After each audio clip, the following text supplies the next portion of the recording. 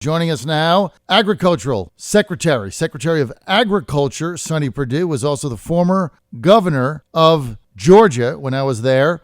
Covered that race, Sonny Perdue winning in one of the biggest upsets in memory in Georgia, defeating, I think it was incumbent Governor Fred Barnes. He had the best commercial ever, which was the King Rat commercial, second only to Paul Coverdale's meme. Those were the two best ads ever.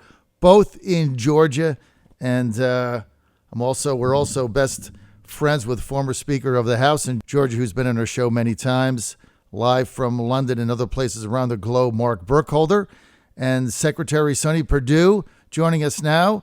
Mr. Secretary, it's an honor to have you on, sir. Good morning, John. Was the opening song a tribute to me, The Devil Went Down to Georgia? We just figured we'd play a Georgia song, and some of them were too lame, so we figured we'd get that one. But you get people fired up.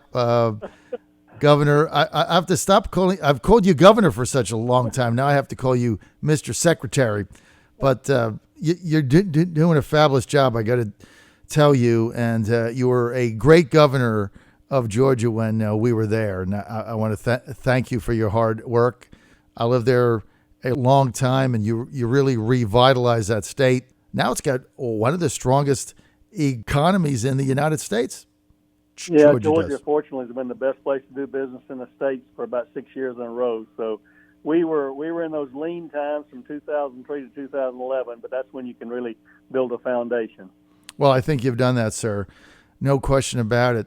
I want to get to your visit to Virginia in a minute, Mr. Secretary, but I want to start with the China tariffs. And two things I want to get your comment on. Number one, obviously there's some farmers that are going to be suffering. They've built relationships with China in selling soybeans and other farm goods. However, the Trump administration has attempted to assuage that by providing them with short-term subsidies to get over this hump. And are they working? And the farmers that you talk to, do they understand, in your opinion, Mr. Secretary, the very long-term positive ramifications of the president's trade initiatives with the Chinese? Well, for the most part, yes. Although there's economic pain out there currently, farmers are long-term players. They understand you can't plant in August and harvest in September. So they know the long-term game, although it's a challenging time to be a farmer these days. And that happened not just on President Trump's watch. These prices have been going down since 2012, and it's hold on time for farmers in a lot of places. And so there's anxiety. People want it over. I, for one, think we probably became too dependent on a large customer, that is China, who hadn't played fair in a number of years. This is the first president we've ever had who's had the courage to call the question on them and say, look, you need to play by the rules, quit jerking our people around. So for that, most farmers understand that, although they're growers. They want to grow, they want to produce, they want to sell, and the president understands that. That's why he's authorized these market facilitation payments, knowing that they would be at the point of the spear regarding retaliation from China. Let me ask you, Mr. Secretary, about a new survey that's come out. 79% of farmers still back the president. That's actually higher than when he got elected in 2016. So all of the naysayers and the legacy lying fake news mainstream media saying that farmers are abandoning the president, yet the latest survey that came out, and you would know this better than anybody because, sir, you talk to farmers every day. I know you go all over the United States. 79% still back the president. Why? That would be probably exactly around what I would see as I go from east, west, north, and south. It doesn't matter. People in agriculture understand these are long-term thinkers, planners, and they've been in it for a while. And while they are experiencing some temporary economic pain based on the inability to sell their products to China, they understand the long-term benefits are going to be better. You're on the John Fredericks Radio Network. We are speaking with United States Secretary of Agriculture, Sonny Perdue, former two-term governor of Georgia. Mr. Secretary, I want to talk about the USMCA trade deal. everybody saying that this is going to benefit Americans, our timber industry, our dairy farmers, farmers in general. Why is it bottled up in the House? Well, I think you're right in that the USMCA agreement, which is a replacement for NAFTA, is essentially better in all sectors of the economy, from manufacturing and autos and others, and employee health and safety, and leveling the playing field in that regard. As you know, the House is divided right now with the Democrats in charge of the House. Speaker Pelosi has to agree to bring that to the floor. I believe that it would pass with a majority of both sides if it was up for a vote today. That's her call, and actually the president and Ambassador Lighthizer exhibited a lot of patience in letting her work with her members and bring them to the conclusion. As you well know, John, it needs to happen sooner rather than later, because we're already in the 2020 cycle, and all it's going to take is one presidential candidate out here saying, we shouldn't do USMCA and hurt all of America, particularly American agriculture. I don't know why Pelosi wouldn't go forward with this. I mean, the only really explanation is they would rather U.S. farmers and other people in the United States, dairy farmers, the timber industry, to suffer, rather than give what in their mind would be the president a political victory. And it's not really a political victory. It's a victory for those involved in trade with Mexico and Canada. So for the life of me, I've never seen this, Mr. Secretary, where you've got one party that is just so upset or doesn't want to see a president succeed that they're willing to hurt their own citizens over it. Well, I hope that's not the case at the end of the day. I think obviously Speaker Pelosi's been very cautious, wanting to make sure that their issues are addressed, and I think they're can be addressed. Ambassador Lighthizer has indicated to them that we think there's room to do some tweaking, but hopefully it doesn't devolve into not just giving the president what they view as a political win. This would be a win for the American economy, not only the agricultural sector, but the manufacturing sector as well. And I'm hoping we can get that done quickly and soon after they get back from their state visits this August, and hopefully in September to get it on the floor and pass it. Mr. Secretary, you're coming to Virginia today. You're traveling, I believe, with a good friend of ours, House member, Republican, 5th District, Virginia, Denver Riggleman. You're going to tour the Roslyn Farm and participate in a roundtable discussion. Can you elaborate on that, sir? Sure. Yes, we're coming into Southern Virginia down here in Charlottesville today. We actually have an official event. We've got some of our reorganization efforts within our FPAC, which is our farm programs. They are the leaders here.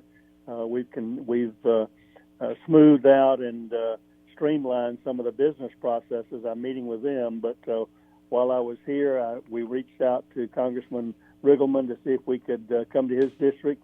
We love to get out and meet with farmers in various places. We'll have a roundtable with producers and local elected leaders there about what they see. I think, John, my job is to really be a ambassador from the ag community back to the president and administration, and really bilaterally be a advocate from the president back to the ag group. You don't do that staying in D.C. We love to get out. We're in districts all the time, and Congressman Riggleman was gracious enough to allow us to come down here and hear from the farmers in his district. He's got a big ag district, and we're down here today kind of with two purposes in mind: to meet with our internal people, to encourage them and inspire them to serve our customers, and hear from those customers at Congressman Riggleman's district. Mr. Secretary, other cabinet members early on in the Trump administration that we talked to described to us a definite movement within the bureaucratic staffs, the career people within the various departments, to basically undermine the new secretaries or the Trump administration's directions. And I know that was happening to a lot of secretaries like yourself early on. I talked to Secretary Tom Price on it once and others. Have you found that same inertia in the Department of Agriculture, or have you been able to get your whole staff on the same page? John, the good news is, fortunately, I didn't find that same deep state symptoms within the USDA. We had I like to say 100,000 farm kids wanting to do good for farmers and agriculture and ranchers, and I really believe that. Now, that's not unanimity, of course. There's some that, don't like the way we're headed and taking the department. They don't like the things that Trump administration represents. But for the most part, I found these career employees very dedicated to follow out the policies. In fact, I found, frankly, opposite. They were very delighted to be able to go back to the basics and serve our farmer customers. So I'd have to say good things about them for the most part. And as I said, it's not unanimous, but for the most part, it's been a delight to work with these people. And certainly we serve, I believe, some of the best constituents in America. These are hardworking, patriotic citizens who get out here. I think they're the backbone and the basis of how America was built. Secretary Perdue, what is the number one accomplishment in your mind that you've had so far? Well, again, I think that has to do with it. Our motto, you may remember, is do right and feed everyone. And I've aspired since the first day I walked in the USDA building to be the most efficient, the most effective, the most customer-focused agency in the federal government. And I think we're doing that. That's one of the purposes of meeting with these group of leaders here today in Charlottesville, is to continue to inspire them to meet the needs of our customers, not to be a government agency, but to be an agency that people want to do business with. And I think overall, the cultural change that we're seeing, the ability to passionately care for the people that you're serving, is one of the things that we'll leave behind. Secretary Perdue, what is the real long-term outlook for small family farmers today in America? Well, it's challenging, and we don't know what the long-term outlook. What we're seeing is innovative, creative, younger farmers, and even those not so young are looking for new ways. Much of that has to do with the farm-to-table movement and looking for value-added processes. The economy of scale of farming today, John, has gotten bigger and bigger. In fact, when I grew up in middle Georgia on a farm, my dad could put two kids through college on about 318 acres. Today, it would take about 12 to 1,500 acres for a family to do that. Mm-hmm. So they're looking for smaller, high-value crops and doing things differently. There are a lot of challenges out there. Farming changes just like everything else. But fortunately, we've got a lot of new technology coming along in farming, better yields, better precision, doing more with less. So the future is bright for farmers, but certainly the smaller family farms are going to have to adapt and be more creative. What about farmers that don't grow, but they produce milk, eggs, butter, dairy farmers? What's the outlook for them? We consider them producers as well. That's why this USMCA is so important with the Canadian market share. Right. That way, both poultry, eggs, and dairy. That's why it's important. But yes, look, we're going to continue to eat, and as the world grows up to 10 billion people in a not too distant future, we're going to need more and more productivity from our farmers. And the good thing is, John, it's great to be in a country that you can legitimately call the superpower of food. These producers here are amazing, and I know there was theories at one time back in the past that we were going to run out of food. Not with these guys at the helm. They continue to get better and better every year. Secretary Sonny Perdue, United States Secretary of Agriculture in the Trump administration, former governor, two-term governor of Georgia, pulling off one of probably the biggest upsets ever in Georgia history with us. Mr. Secretary, thanks for being with us today. Thanks for visiting Virginia, Charlottesville, Roslyn Farms, and give a big shout-out to our good friend, Congressman Denver Riggleman, sir. I'll do that, sir. It's a good visit with you, John. Give our friend Mark your greetings when you see him. I will talk to him today, and thank you, sir, so much. John Fredericks Radio Network. We'll be right back.